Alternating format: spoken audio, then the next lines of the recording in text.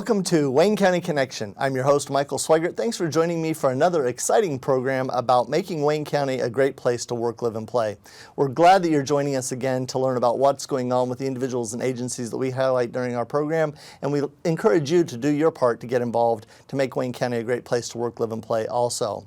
The best place that we think to start that is at our website, waynet.org/cc. There you can find more information about today's guest and the agency that she represents, and also about past guests and the agencies they represent and activities that are going on in and around our communities here in Wayne County. Of course, you can also find information so that you can share the program with those who may not be able to view it on cable. And there are ways to watch our program streaming and on demand. And we encourage you to share it with people who may have missed the program or may have missed a previous program that might be of interest to them. We encourage you to get connected and do your part, find out what's going on in our area. And of course, the calendar at Waynet is a great place to do that as well. Waynet.org/calendar is where you can find information about activities that are going on in and around our communities, and also where you can post information about a program that you may be hosting or coordinating as well. Well, there's a lot going on in Wayne County. Of course, we're ramping up for summertime, and there are festivals and fairs and all of those events that will be going on over the next couple of months into the fall. And we encourage you to get out and get connected with the social aspect, but not forget about the activities that are behind the scenes that are making Wayne County a great place to work, live, and play. And leading to that is our guest today, Alison Zajdel, and she is a resiliency coordinator with the agency here in Indiana and also the advisor for the Youth Committee Action Team. And that's the primary focus that we have for having Alison on the show today. Alison, welcome to the program. Thanks for having me. I appreciate it. Thank you. As regular viewers will recall, we are right now doing a series that we're calling Champions of Youth series, and you have been a champion of youth in many ways in our community over time. But for those who may not recognize you or may have said, her face looks familiar, but I can't quite place her, tell us a little bit about yourself and your involvement in Wayne County. And remember, we only have 27 minutes. Yeah, that's right. Well, I'm originally from Wayne County, so I grew up here in Richmond. And I lived just a few minutes away from the house I grew up in. I went away to DePaul University when I was in college and then came back and settled in Richmond. My husband and I have 2 kids, and we have lived here very happily for over 20 years. So really enjoying my time here. But I started out here as an employee at Cope Environmental Center and was a fundraiser for them, and then began an executive director role and was in that role for many years, and helped to build the new environmental education center out there that was certified by the Living Building Challenge. So been around youth all my life.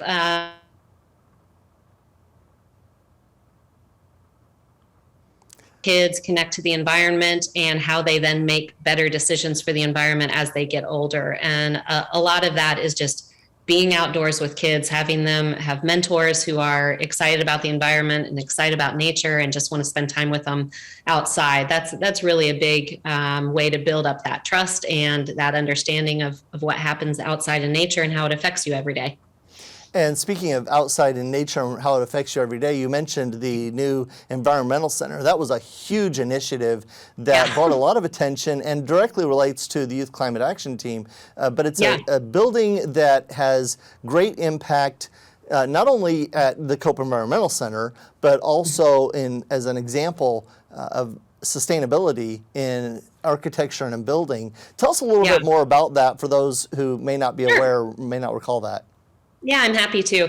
It's called the Living Building Challenge. That's the challenge we took on. And many people are familiar with the LEED building program, which is an energy efficiency program. A lot of buildings in Richmond are LEED certified, several on Earlham's campus. I think even our Best Buy in town is LEED certified. So it's more of an efficiency program. And remember that efficiency and dollar savings almost always go hand in hand. So a lot of these programs, people are taking them up for environmental reasons, but also because they know that they are cost effective, that they will save money in the end by building more efficient buildings. But Cope Center's building is a little unique. The Living Building Challenge is a holistic challenge. So it deals everything from energy efficiency and water usage to equity in how people were treated when they were making materials? And are we bringing materials from across the world, or are we bringing materials from Indiana and from close to home? So I always say it's the most patriotic building you can find, because I would guess 95% of the products in that building were made in the United States or in North America. So it's a really interesting project. It was very hard. One of the more interesting parts of it that people don't understand is, if you look around your house right now or wherever you are viewing this, you've got paint on the walls, you've got, beneath those walls, you have studs, you have lighting, you have all kinds of stuff. You have flooring, you have solvents, you have, everything that goes into making a building. We actually had to contact the company for all of those products and get an ingredients list of what is in every single product in that building. And we had to know 100% of what is in those buildings. And if they wouldn't tell us for proprietary reasons, they had to sign off on a letter that says, we're not going to tell you what's in this, but we promise you it doesn't have any of your banned chemicals. So things like asbestos and lead and cadmium and a lot of the things, formaldehyde, a lot of the things that we know cause cancer and are very toxic to both the people who inhabit the building, but also the people that produce these products. Sometimes we forget that there are a lot of people working around these chemicals every day that cause cancer and cause all kinds of health problems. And so the building made a pledge to not include them. And it was a feat. It took a lot of time, but we got it done. And we're the first certified building in Indiana and the 29th in the world. That is an amazing accomplishment. As you were talking, I was thinking of the wiring and the jacket around the copper wiring to bring the electricity throughout the house. Nobody ever thinks about what's in that, but it's a plastic, and there's some chemicals used in plastic production. So not wanting to get too deep into that side of it because that's not really our focus today. But that building, it was a huge project, and again, it involved a lot of people in the community and a huge cadre of volunteers there at the Cope Environmental Center. And you've stayed active in the nonprofit organization after leaving Cope, nonprofit organizations. And one of those areas is in the area of climate activity and environmental sustainability. And I mentioned earlier that you were named a resiliency coordinator for EarthShare Indiana. And tell us a little bit more about that. That may be completely new information to most of our viewers.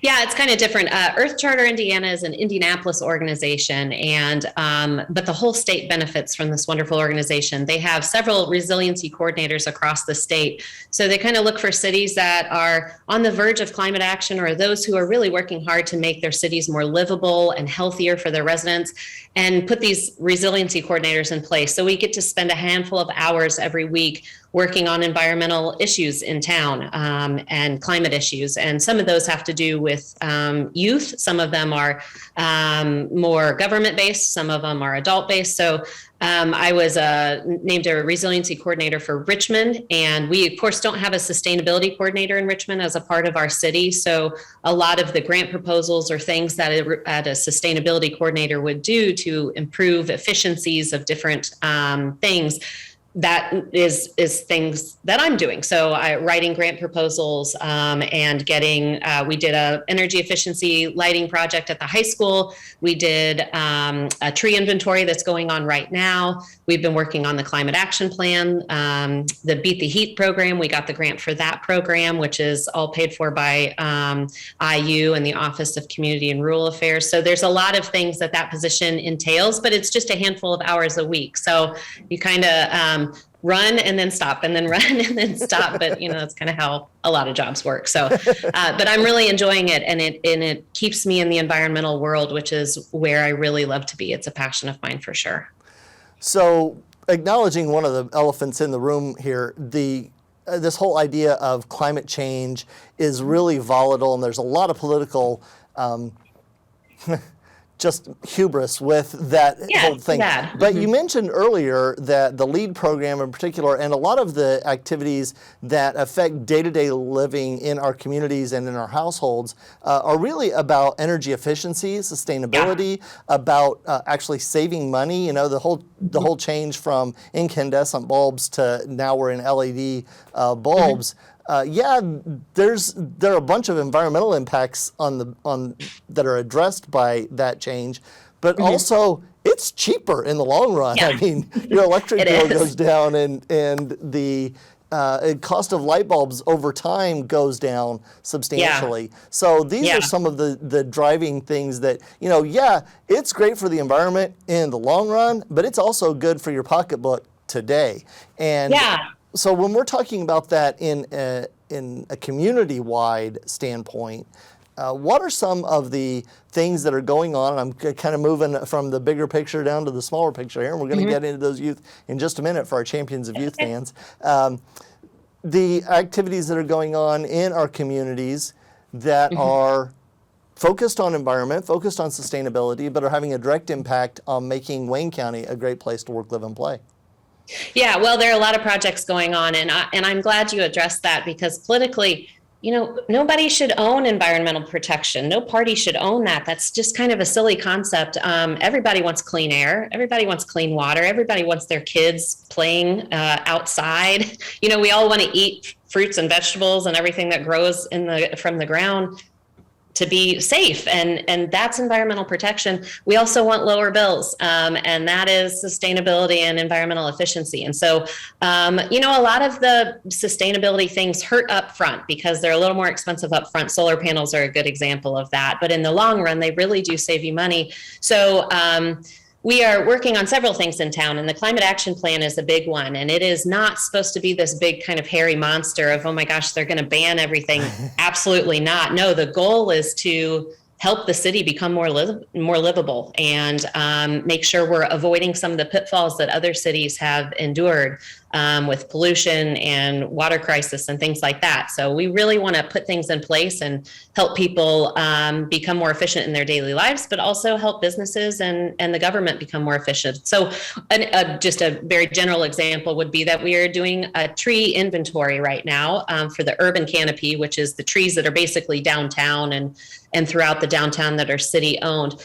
We're counting those trees. We're determining what their health is. We're determining what type of tree it is, and then making a plan for the future. Everyone loves trees, but the great thing about trees is they're cheap, and they're also great at reducing energy costs. So they beautify properties, they up property values, they reduce energy costs. I mean, there's really very few people that oppose to that kind of project. And that's the kind of project that we're running with. So we will evaluate those trees, and then we'll come up with plans for where do we need to plant more. And one of the other great things about doing tree inventories environmentally is, we're all watching these ash trees die. You probably have some in your backyard. Everybody's dealing with this. It's a way to diversify the trees that we have in town instead of planting all the same thing. We kind of know what we have, and then we can plant a variety. So if something hits a maple tree, if there's some kind of a blight or if there's an insect that hits that, we don't lose all of our trees in Richmond at once, which we're having a hard time with the emerald ash borer and the ash trees. And a lot of people are finding that, our parks you can see trees everywhere, and that's because a lot of them are ash trees. So it's, a lot of these projects, whether they're environmental efficiency or energy efficiency or tree canopy or things like that, are really, the goal is to make the community more livable and to make the citizens healthier and to make it cheaper in the long run to deal with rising temperatures and things like that. So. Yeah, you mentioned the trees, and I was talking with a friend of mine recently who his parents' property was deeply affected by the Dutch elm disease that came through years ago, and they addressed that by planting a bunch of ash trees. And diversity is key. Biodiversity is a big thing. Not planting all the same thing is a really big thing, and planting native things that deal well with Indiana weather and they're drought resistant. They don't need a ton of water. All of this stuff. People are spending thousands of dollars to take down these ash trees right now. And so the goal of things like the inventory is, let's see how we can diversify. Let's make sure we have a lot of really good quality trees in town so that we don't lose them all at once if something else comes through, because the emerald ash borer is obviously not the last invasive insect to go through. We will get plenty more. And so we're trying to build up that resiliency, and that word resiliency, which we use on the youth side and with adult programming, is It's kind of different than preparing for, it's different than dealing with climate change and lowering, greenhouse gas emissions and stuff. It's more, okay, temperatures are rising. We have more rain events. We have things like that we need to prepare for. So how can we be more resilient if it's coming at us? And how can we be more resilient right now with things that are happening right now, whether they're climate change related or not? They might be health related. They might be economic related. How can we be a more resilient community? And that's what the Resiliency Coordinator position and Earth Charter Indiana does really well. Well, we look forward to hearing more about that. We may have to have you back to talk more about that. We've done some programs with the Extension Office and with other agencies talking about invasive plants and so forth, and that's a great topic that really does address daily living in Wayne County. But we do want to get to our youth and talk about the Youth Climate Action Team. Before the program, we were talking about specifically some things that have happened in the last year or so, and the impact that youth have had in specifically environmental action and resiliency here in Richmond. And so I want to ask you now, Alison, for our viewers who are just chomping at the bit to learn more about how the Youth Climate Action Team is making Wayne County a great place to work, live, and play, what is that and what have they done? Yeah, they're just the greatest group of kids. I love these kids. There's 7 of them. It's not a huge group, but for me, it's very manageable size. There's 7 of them. They range in age from 7 years old all the way to a senior in high school. There, we have 1 senior and then several high school members. It's mostly high schoolers. They're just a great group of kids. They're concerned about the environment. They've done all kinds of things as the Youth Climate Action Team. One of the first things they did and helped with was we started a survey before they became a group. We started a survey with students about climate action and environment and how they felt about the environment, how they felt about climate action, and really tried to reach as many kids as possible and not preach to the choir. I didn't send them to my kids, for instance, who know how I want them to answer. We sent them to a lot of kids, and I really worked hard with the kids to kind of go beyond their friend group or beyond their thought group. And we found in that survey that 85% of the kids locally have anxiety about climate change. So when you and I were growing up, we may have learned about recycling. We may have had parents who yelled at us about turning off the lights and things like that. But there is an anxiety about climate change right now, and they kind of see it. They see hurricanes, they see all that kind of stuff, and they're nervous about it. So the point of the Youth Climate Action Team is giving them a way to do something about it, a way to give them some tools to do something. So the first project they did was work on passing a climate resolution. And what that means is we went to City Council after a lot of research and after all of these kids actually called, these are high schoolers, middle schoolers, and a 7-year-old, called all of the City Council members, sat down with them, had meetings or phone calls with them to explain what the resolution was, what their intention was with it, what they wanted to do, and answer questions. And then they went up and presented last May to the City Council. And again, these are high schoolers and middle schoolers, and they're going in front of a crowd of a full room, but also all adults who run the city. It's very intimidating, and they did a beautiful job. And they're not confrontational. They are saying, we're inheriting this city faster than you think we are. We're high school members, so they're already working jobs, and they are a few years away from paying property taxes. So these are not far off, next generation. It's happening in a couple of years. They will be voting, they will be paying taxes, they'll be doing all that stuff. But they passed a resolution that basically said, we want the city to acknowledge that this is an issue and that we need to be a part of this global effort to help it. But also locally, we need to continue to plant trees. We need to do things like work on energy efficiency and make things more efficient. And we need to concentrate on water and make sure our water is clean and drinkable forever and able to attract businesses into town. Flint's having a heck of a time attracting businesses into town because of their water crisis. Right. Same thing. Right. So these students weren't asking for much. They were just asking for acknowledgement, and they were asking for a climate action plan to be put in place. And they were putting a timeline on that climate action plan. And we had already been talking about a climate action plan and ready to write one, but they kind of pushed us and said, yeah, but you can't kick the can down the road. You need to write it now. You need to get going on it. And it's a good thing. And it passed City Council. And actually today, I know viewers will be watching this down the road, but today is the anniversary of the day that they passed it last year. So the kids were very excited, and they're ready to go. They're helping us with the climate action plan too. So we've written a climate action plan, and I turned it over to the kids and said, okay, now I want you to go through this and tell us where we've messed up or where we're not clear enough. And they gave really good feedback about what things made sense to them and what things they thought were either not really effective or where we were forgetting about kids, which is really important too. So I just spoke a lot. Sorry, Michael. You and I talked in advance. You have to shut me up at some point.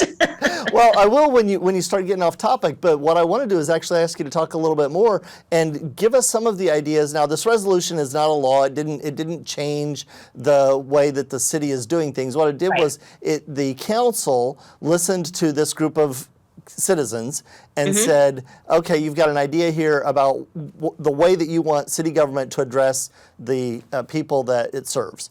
And yes. And how does this work, and what does this look like to us?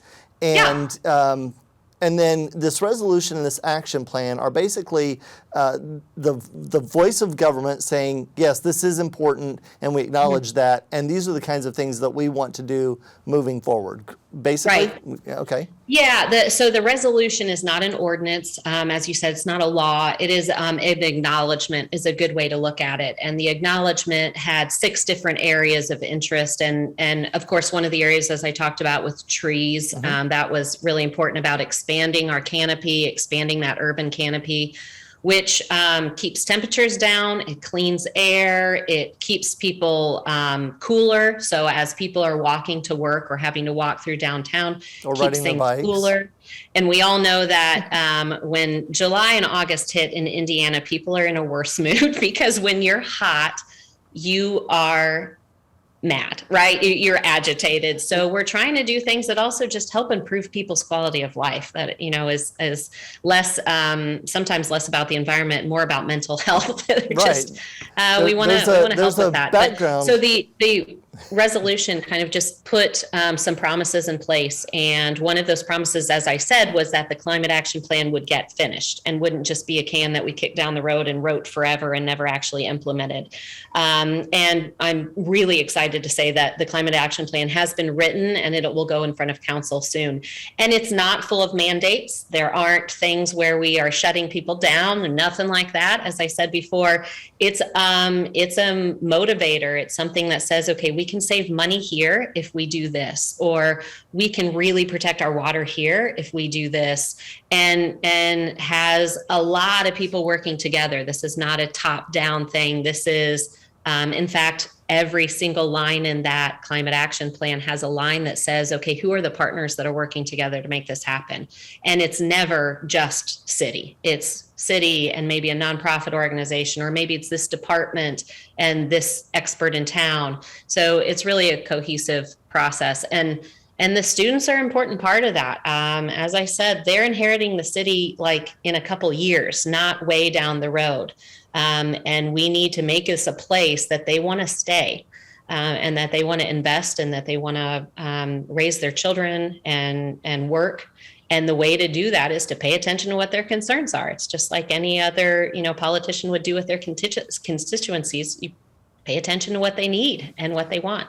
So the thing that I'm thinking of as we come down toward the end of our program, and I warned you this was going to happen sooner than later. Yeah, so it goes fast. Yeah, it does go fast. We're talking about this small band of youth right now. You said there are 7 people on the action team. And I'm thinking that there may be somebody listening who knows of a youth, somebody who would be interested in this action team and getting involved. So my question is, are there opportunities? Is there something going forward that somebody in school could get involved with to make their voice heard, or to become part of the team, this youth climate action team? Yeah.